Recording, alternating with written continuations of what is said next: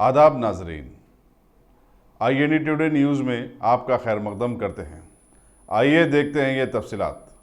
कुल हिंद मजलिस इत्तेहादुल मुस्लिमीन के हल्क़े कारवान के MLA कौसर मोहिउद्दीन ने आज आसिफ नगर मंडल के हुकूमत की स्कीम शादी मुबारक और कल्याणम मंडपम के करीब 150 चेक्स लोगों में तकसीम किए। इस मौके पर कारवान के कॉरपोरेटर M राजेंद्र यादव के अलावा कई इलाकों के सुदूर व मुतमदीन और हरकियाती कारकुन भी वहाँ मौजूद थे।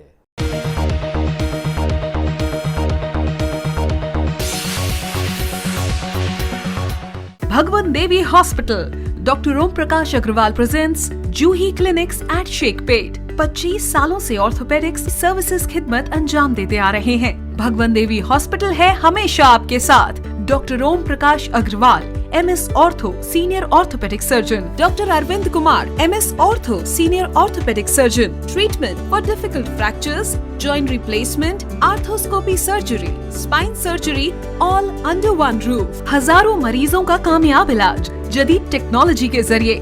तमाम ऑर्थोपेडिक सर्विसेज एक ही छत के नीचे। Modern operation theatre, 24 hours digital X ray, ultrasound, diagnostics, operations facility and pharmacy. Juhi Clinic, 3rd floor, above Reliance Trends, beside D-Mart, Toli Chowki, Sheikhpet, Hyderabad.